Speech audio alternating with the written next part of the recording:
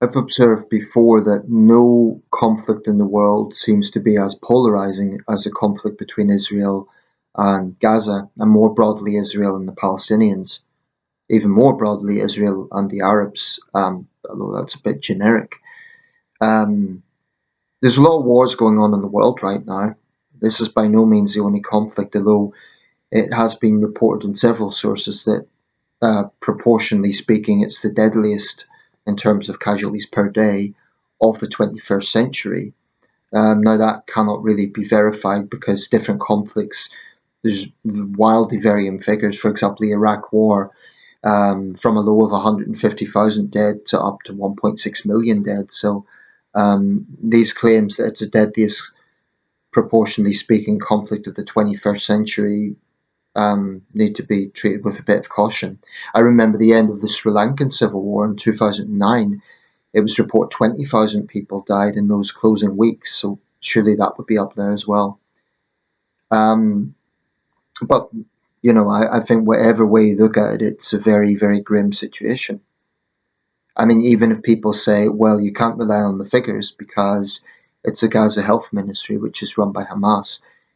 I think even, it doesn't take a genius to work out that when you have an extensive bombing campaign in a densely populated civilian area, there's going to be very heavy civilian casualties. Um, I've went through this as an outside observer, and I've sort of, started off like any normal person.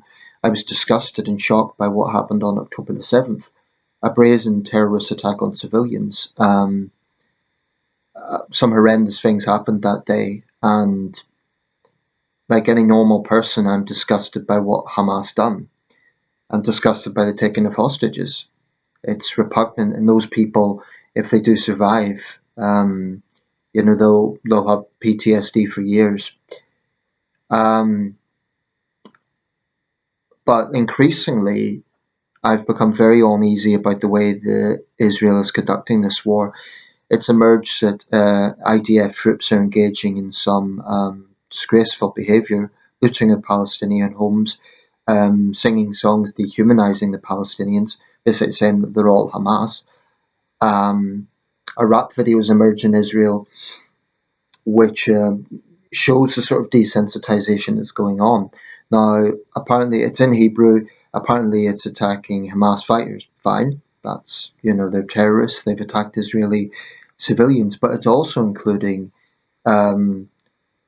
more generic pro-Palestinian celebrities like Bella Hadid and Dua Lipa, and has called on them to be killed. Now, that's incitement to violence, but apparently there's videos doing the rounds in Israel. I've also seen reports of right-wing Israelis blocking aid supplies into Gaza.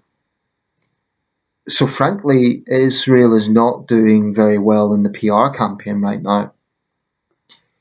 But then you look at the situation in the UK, where we've seen a very real rise in anti-Semitism, and, it would be absurd to pretend that there isn't a link here to the war in the Holy Land and the rise in anti-Semitism.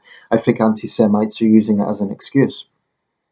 I've always condemned anti-Semitism, like the video I've just made on the Israeli man hounded out of the theatre in London. Now, his Judaism may not have been explicitly mentioned, but I would make the point, would a Russian patron or a Chinese patron be treated the same way because of what Russia's doing in Ukraine or what China's doing to the Uyghurs? I don't think so. So I do think Israel's singled out, but increasingly, I think Israel's position is preposterous, telling people to leave Rafah. They've nowhere to go, and Israel must know this. Apparently, they've now entered the last functioning hospital in Gaza. This is unquestionably a humanitarian crisis. It's a horrible situation, and I don't think Israel can say it's doing everything in its power to prevent civilian casualties when so many people have died. Now, the argument against an immediate ceasefire is that it would only give Hamas more time to rebuild and continue attacking Israel. I do see the paradox of calling for that when you have Hamas, which is a vicious terrorist group that is explicitly calling for the elimination of Israel as a state and the murder of Jews. That's explicit. explicit. But I do also feel that at this point, Israel, or at least some hardline right-wing Israelis, are looking at this as a collective punishment of all Palestinians. I do think they basically regard all Palestinians as one and the same as Hamas. Now, some will say that's justified because they support Hamas and Hamas is in power there, but this is a group that's ruled Gaza with an iron fist. I saw a thing on CNN today, a pharmacist, just an ordinary man who lost 100 members of his extended family.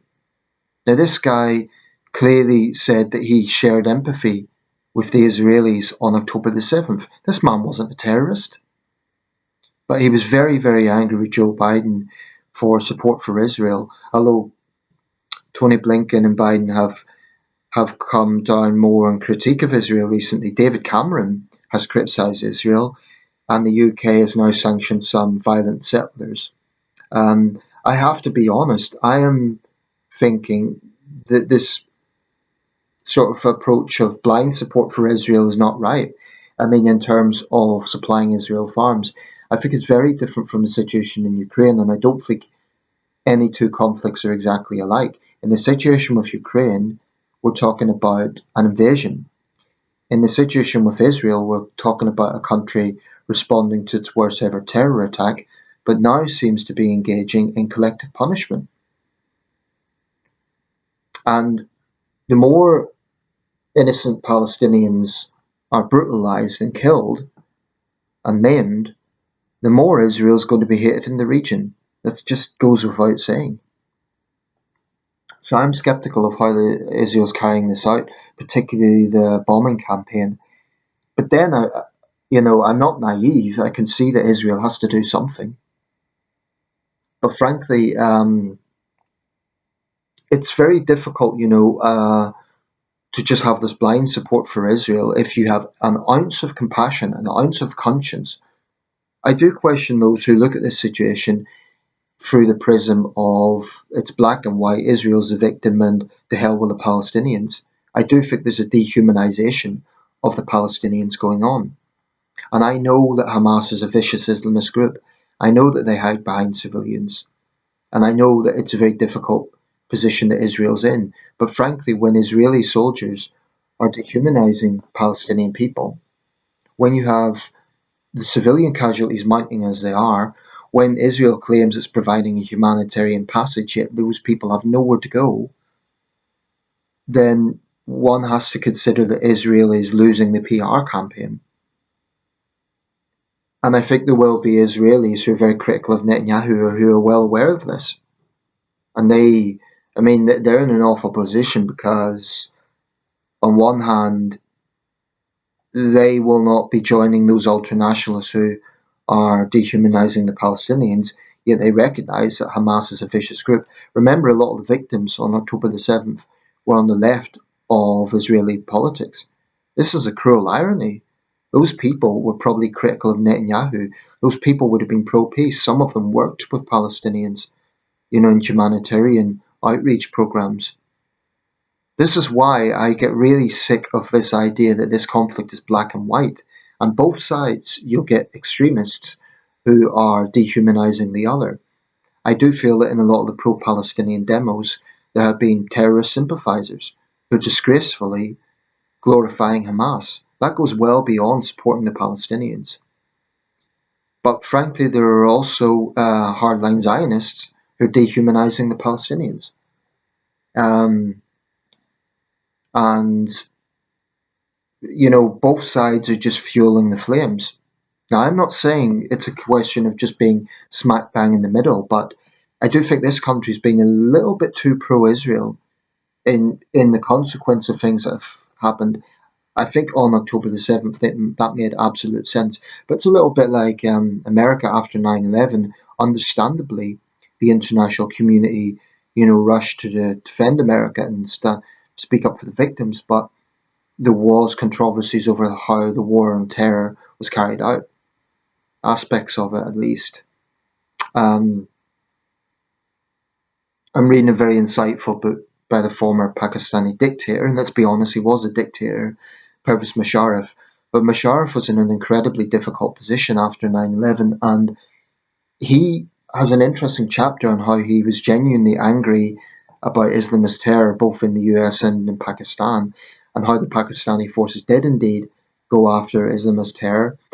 But I should say it was published before bin Laden was killed. But he also mentioned that some of the approaches America took didn't help matters. But anyway, to get back to Israel and Palestine, I think some of the things that Israel is doing is polarizing previous goodwill towards it. And I mean, let's be clear, October the 7th was an abomination. It was the biggest mass murder of Jews since the Holocaust. It was a terrible, terrible thing. But I have a fundamental problem with the idea that the death of a Jewish child should be more important than the death of a Palestinian child. And I'm not drawing a direct moral equivalency between a terrorist group that's deliberately targeting civilians versus a military operation in which civilians are dying. But I do think that there are definitely rogue elements in the IDF. Their superiors have said they'll be held to account, but will they? Or is that just for the press? The troubling thing about this conflict, and like I say, you could get it in any conflict, but particularly this one, is the dehumanization of both sides by the other. It's not black and white, and I'm sick of people pretending that it is, implying that one side's wholly innocent and the other side's wholly guilty. That's not going to solve the problems. I'm reading a book right now by Jimmy Carter, Palestine, Peace, Not Apartheid. I've mentioned this before. It's very, very insightful. Now, the title would imply it's very pro-Palestinian. Not necessarily. Carter also shows a lot of sympathy for the Israelis in that book. But it's very insightful. It was published in the 2000s. I'm sure the former president would have a lot to say about the current situation, although he's 99 now, very frail old man. But it's a very, very grim situation out there. And, like I say, I don't know if I mentioned this in this video because I've re-recorded this, the other one man out of space, basically. There was a man on CNN today, a physicist, just a normal man, a Palestinian, and he said that his thoughts on October the 7th were just sympathy for what those Israelis went through, but he also felt angry with the Biden administration for its support for Israel, anger towards Tony Blinken when he's lost 100 members of his extended family. He pointed to 2 young women, nothing to do with Hamas. They weren't political. And I think there is this attitude from hardline Israelis and Zionists and their supporters that all Palestinians are one and the same as Hamas. That's a toxic mindset. And it's dehumanizing.